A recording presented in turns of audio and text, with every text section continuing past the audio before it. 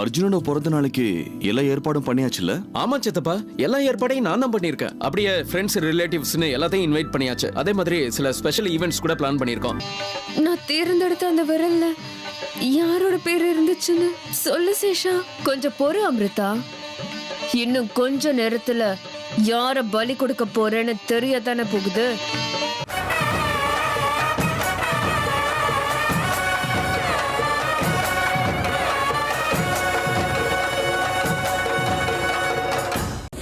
பரமேஸ்வரா, ஒரு வழியா என் வேண்டுதல் உங்க காதுல விழுந்துருச்சுல. எப்படியோ சேஷா நாகபந்தத்தை எங்க அர்ஜுன் கையில மாட்டி விட்டுடுவாளோன்னு நான் ரொம்ப பயந்துட்டு இருந்தேன்.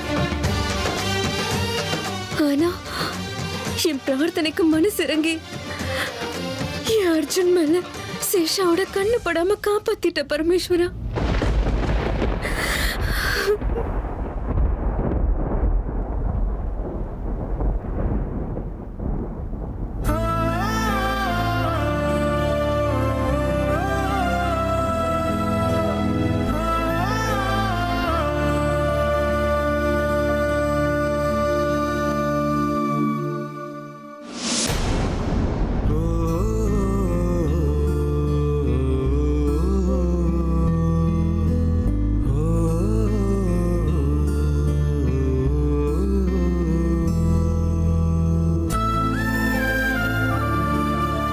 எங்க அமிர்தா, என்னங்க ஆச்சு? ஏங்க இப்படி பயந்து போயிருக்கீங்க? ஏங்க அமிர்தா அழுறீங்க இப்போ? என்ன விஷயம்? நீங்க நினைக்கிற மாதிரி இது பயமோ கவலையோ கிடையாது அர்ஜுன். என் கண்ணுல வருது ஆனந்த கண்ணீர், சந்தோஷத்துல வர கண்ணீர். மனசுக்குள்ள ஏற்பட்ட ஆனந்தம் அப்பப்போ கண்ணீர் வழியாவும் வெளியே வரும். அப்படித்தானே? இல்ல, அதெல்லாம் சரிங்க. ஆனா நீங்க இவ்வளவு சந்தோஷப்படுற அளவுக்கு என்ன நடந்துச்சு?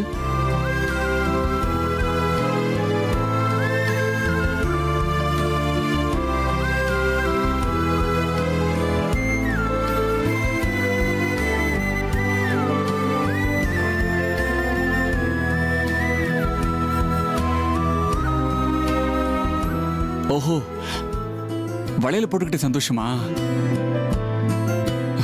நானே என் கையால உங்களுக்கு வளையல் வாங்க தூக்கிட்டு போன சந்தோஷமா?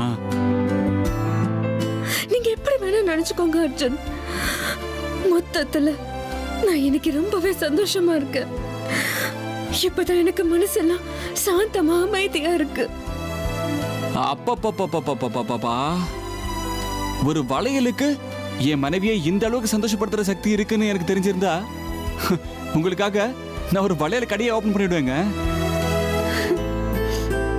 நீங்க இவ்வளவு சந்தோஷமா இருக்கிறத பார்க்கும்போது உங்க சந்தோஷத்து மேல யாருக்கனாவது பற்றுமோன்னு பயமா இருக்குங்க. எப்படியோ காரணம் என்னவா இருந்தானே, நீங்க எப்பவுமே இதே மாதிரி சந்தோஷமா இருக்கணும். அவ்வளவுதாங்க என்னோட ஆசை. சொல்லுங்க, நீங்க எப்பவும் இதே மாதிரி சந்தோஷமா இருக்கணும்னா இந்த அர்ஜுன் அதுக்காக என்ன பண்ணணும்? நீங்க காலால காட்டினத அத தலைமையில வச்சு சேர்த்துக்கு நான் தயாருங்க. சொல்லுங்க. அதெல்லாம் எனக்கு எதுவும் வேணாம் அர்ஜுன். எனக்கு ஒரே ஒரு ஆசைதான், நிறைவேற்றுவீங்களா? அவ்வளவுதானே. உங்களுக்கு சந்தோஷம் கொடுக்கும்னா ஒண்ணும் இல்ல, லட்சம் தீபம் ஏத்தி திருவிழாவே கொண்டாடலாங்க. அதெல்லாம் எதுவும் வேண்டாம். பக்தியோட ஒரே ஒரு தீபம் எரிஞ்சாலும் அது 1,00,000 தீபங்களுக்கு சமம்னு சொல்லுவாங்க. பக்திக்கு எண்ணிக்கை முக்கியம் இல்ல, நம்பிக்கை தான் முக்கியம். போங்க, போய் விளக்கேத்திட்டு வாங்க. எப்பவுமே நல்லதுதான் நடக்கணும்னு ஆண்டவன் கிட்ட பிரார்த்தனை பண்ணிட்டு வாங்க. Yes boss. இருங்க, நானே சாமி கிட்ட போய் என் அமிர்தா ஆசைப்பட்ட மாதிரியே விளக்கேத்தி எல்லாருக்கும் நல்லது நடக்கணும்னு வேண்டிட்டு வரேன். ஓகேவா?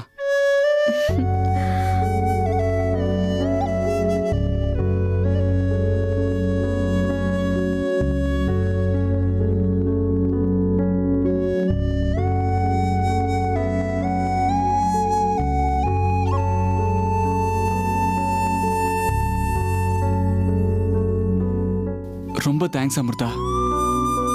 நீங்களே தானா ஓடி வந்து என்னை கட்டி பிடிச்சது இதான் முதல் தடவை. ரொம்ப சந்தோஷமா இருக்கு. இந்த நிமிஷம் என் வாழ்க்கையில பொக்கிஷம் மாதிரிங்க. என் உடம்புல கடைசி மூச்சு இருக்கிற வரைக்கும் இந்த நிமிஷத்தை மறக்கவே மாட்டேன்.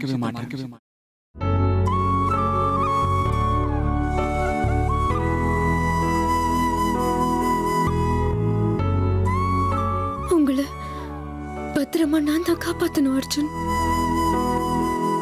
அதுக்காக தானே நான் இவ்வளவு எல்லாம் போராடிட்டு இருக்கேன். பரமேஸ்வரா, அர்ஜுன் மேல எப்பவும் உன் கருணையும் உன் அருளும் இப்படியே இருக்கணும்.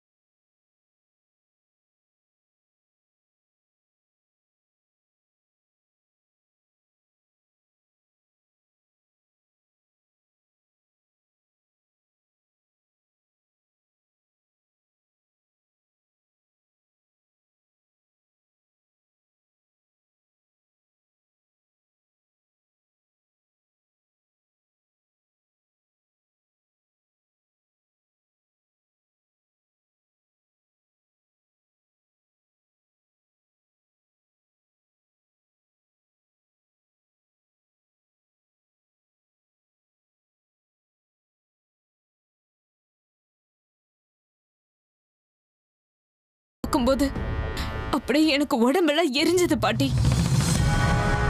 அங்கே அவ கையில இருந்த வளையல் எல்லாத்தையும் எனக்கு சுக்கு நூறா உடைக்கணும் போல இருந்தது.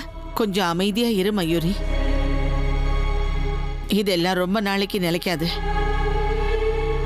இந்த சின்ன விஷயத்துக்கு இப்படி வருத்தப்பட்டு இருந்தா எப்படி? பாட்டி, நீங்க ஒரு விஷயத்தை கவனிச்சிங்களா? என்ன அது? அந்த அமிர்தா ஹால்லயே எல்லார் முன்னாடியும் வளையல போட்டுக்காம வளையல்காரனை தனியா ரூம்க்கு கூட்டிட்டு போனாலே எதுக்கு?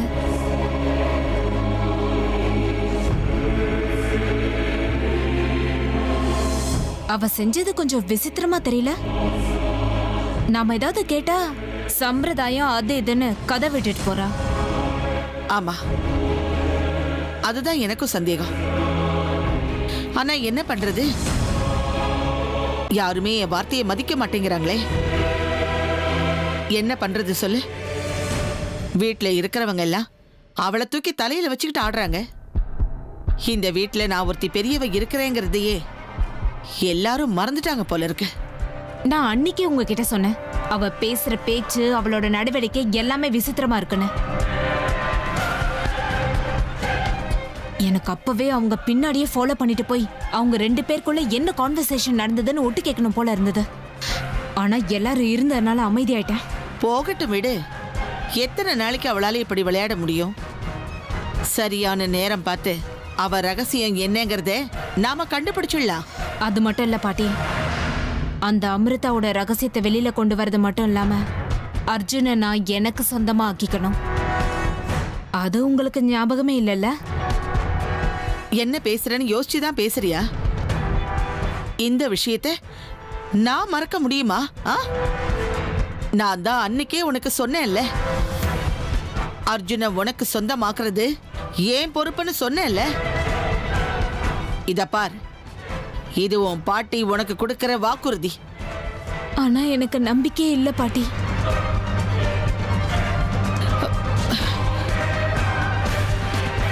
இத பாரு மயூரி, இந்த திரிவேணி ஒரு தடவை வாக்கு கொடுத்தா கொடுத்ததுதான். இன்னைக்கு நான் சொல்றதா உண்மை.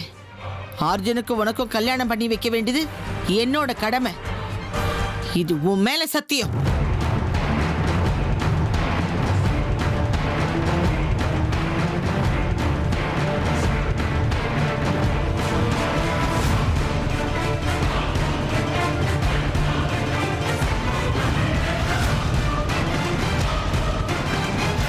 இந்த திரிவேணி கொடுத்த வாக்கு என்னைக்கு பொய்யாகாது.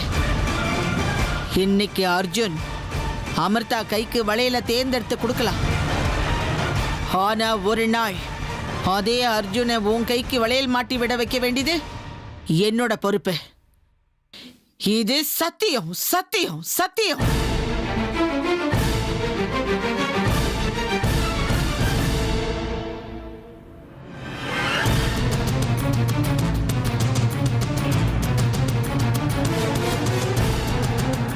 ஆனா இதெல்லாம் எப்படி பாட்டி?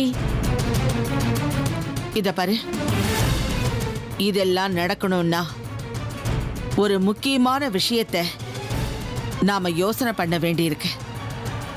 அதுக்காக தான் இங்க வந்தேன்.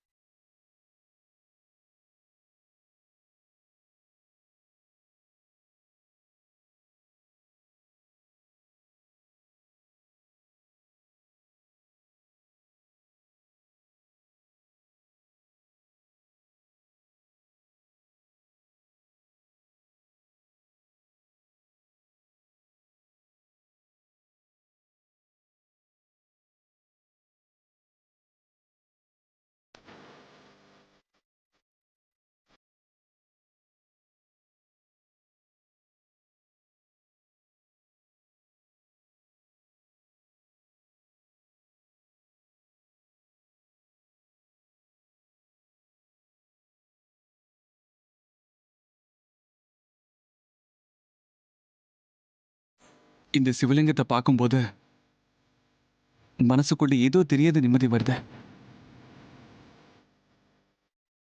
அமிர்தா விளக்கேத்திட்டு வாங்கன்னு சொல்லி அனுப்புனாங்க. மோஸ்ட்லி இதனால தான் போல இருக்கு, அவங்க மணிக்கணக்கில் சாமி முன்னாடியே உட்காடுறாங்க. விளக்கேற்றினதுக்கு அப்புறம் மனசுக்குள்ள ஒரு நிம்மதி கிடைக்குது. இன்னும் கொஞ்ச நேரம் இப்படியே உட்காரணும் போல தோணுது. என்னது, என்னைக்கு சிவலிங்கத்துக்கு முன்னாடி உட்காராத அர்ஜுன் இன்னைக்கு உட்காந்துருக்கான். இன்னைக்கு அப்படி என்ன விசேஷம்?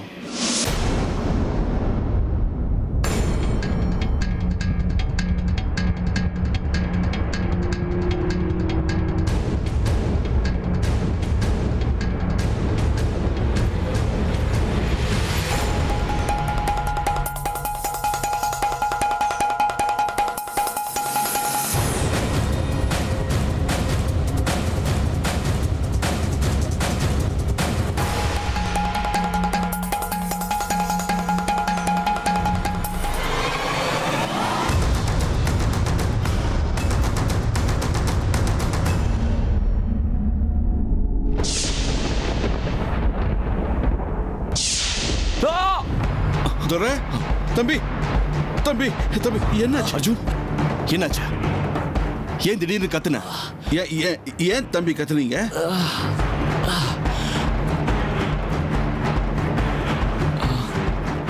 தெரியல சித்தப்பா, சும்மா அப்படியே உட்காந்து தியானம் பண்ணிட்டு இருந்தேன். ஏதோ ஒரு சக்தி வந்து என்ன அடிச்ச மாதிரி இருந்துச்சு.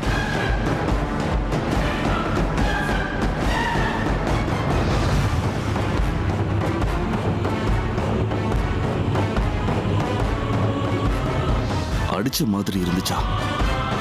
வலிக்குதா அர்ஜுன்? என்ன அடிச்சதா? அது என்னன்னு தெரியல சித்தப்பா. எனக்கு ரொம்ப ஆச்சரியமா இருக்கு. வலியில எதுவும் இல்ல, ஏதோ சக்தி என் உடம்புக்குள்ள வந்து சேர்ந்த மாதிரியே இருக்கு.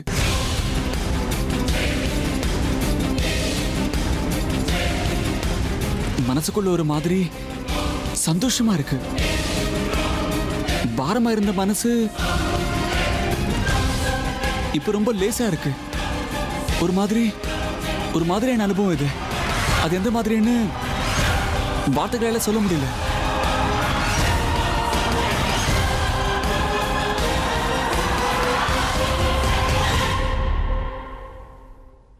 சக்தி வந்த மாதிரி இருந்துச்சா?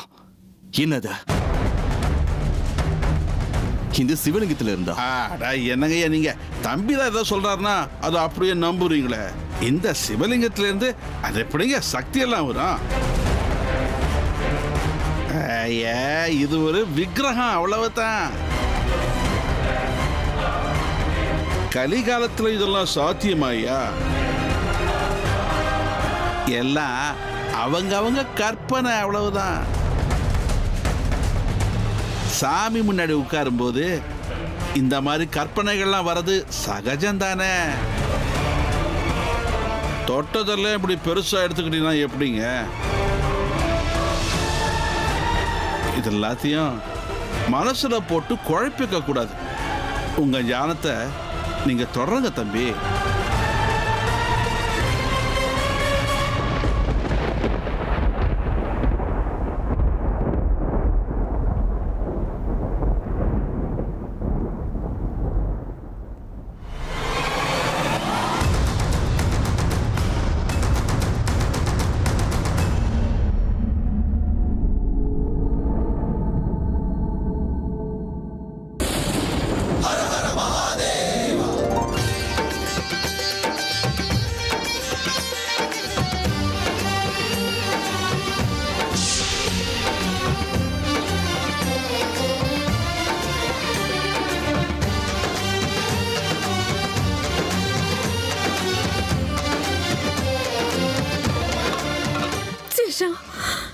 எனக்கு இப்ப எவ்வளவு சந்தோஷமா இருக்கு தெரியுமா? ரொம்ப நன்றி சேஷா, ரொம்ப நன்றி. மொத்தத்துல நம்ம நட்பனை விட்டு கொடுக்கவே இல்லை. எனக்கு என்ன நடக்குமோ என்ன ஓணுனா எவ்வளவு பயத்துல இருந்தேன் தெரியுமா? எனக்கு நீ செஞ்ச காரியத்தால என் மனசுக்கு ரொம்ப சந்தோஷமா இருக்கு சேஷா. உனக்கு எவ்வளவு நன்றிகள் சொன்னாலும் பத்தாது. அம்ரிதா, இன்னைக்கே இவ்வளவு சந்தோஷத்துல இருக்க? இத்தனைக்கும் நான் என்ன பண்ணிட்டேன்னு இவ்வளவு சந்தோஷத்துல இருக்க? எனக்கு எதுவும் புரிய மாட்டேங்குது. நான் என்ன காரியம் பண்ணிட்டு இருக்கேன்? சேஷா அர்ஜுனை விட்டுட்டு ருத்ரன் கையில நாகபந்தத்தை போட்டு விட்டா. அதுக்காக தான் நான் சந்தோஷமா இருக்கேன்னு சேஷாவுக்கு தெரிஞ்சு போச்சுன்னா என்ன ஆகும்? என் உணர்வுகளை என்னால கட்டுப்படுத்த முடியாம போகுதே. ஏற்கனவே என்ன சந்திக்க போடுறான். என்ன அமிர்தா யோசனை பண்ணிட்டு இருக்க? உன்னுடைய இந்த சந்தோஷத்துக்கு என்ன காரணம்னு சொல்லவே இல்ல. வேற காரணம் வேணுமா சிஷா?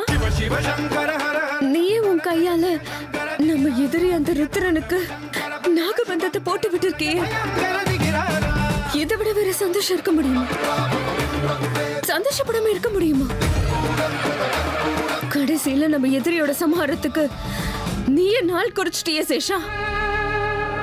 அதுதான் என் சந்தோஷத்துக்கு காரணம். என் அப்பா அம்மாவோட சாவுக்கு, எனக்கு நடந்த அநியாயத்துக்கு நாளைக்கு நியாயம் கிடைக்க போகுதுங்கிற சந்தோஷத்துல இருக்கேன். நீ முடிவு பண்ண மாதிரி நாளைக்கு ராத்திரி அந்த ருத்ரா சாக போறான்.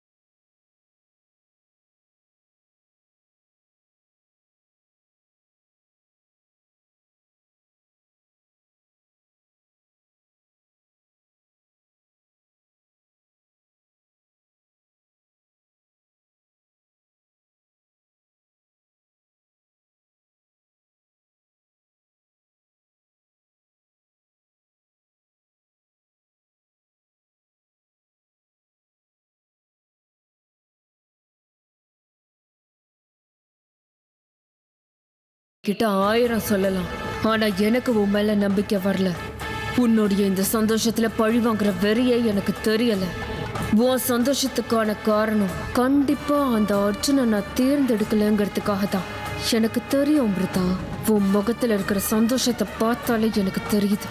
மனுஷங்க உருவக்குள்ள மாட்டிக்கிட்டு இருக்கிற உன்னை எப்படி பத்திரமா வெளியே கூட்டிட்டு வரணுங்கிறதும் எனக்கு தெரியும். இன்னைக்கு நான் தேர்ந்தெடுத்தது அந்த ருத்ராவா இருக்கலாம். ஆனா நான் தேர்ந்தெடுக்க போற அடுத்த ஆள் அர்ஜுன்.